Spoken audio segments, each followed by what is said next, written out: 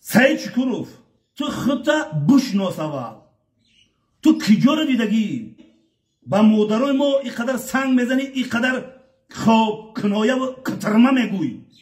چو برای کی حق داده تر که مادرای ما رو پس میزنی سبینه نظری باره میخزی انا میخل ای مردمی سربلند تاجیکستان ای خواهران و مادران بخشش میپرسی پوبلیک نه من انتظار بشم تو را کی حق داده کی تو میگوی که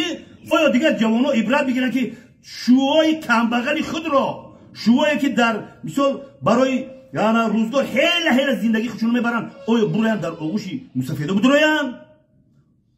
گپی خطایی کلان کردی سعید شکروف فهمیدی تو را من چنین ولی جان میشناسم بگو موسوشم سعید شکروف عصبی ما در رسیدی یک ویدیوی دیگه کردی گفتی که ما اگر بغلطم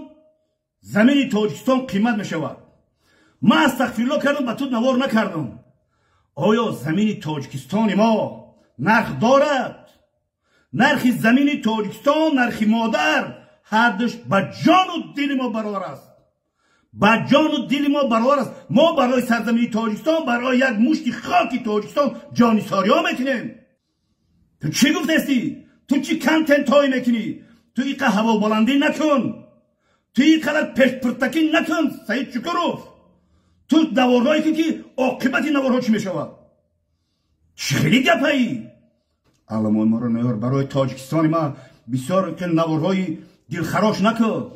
با مجردی غلطی داری تو خاک تاجیکستان قیمت میشود خاک تاجیکستان عزیز ما قیمت بود قیمت هست با جان ما برابر است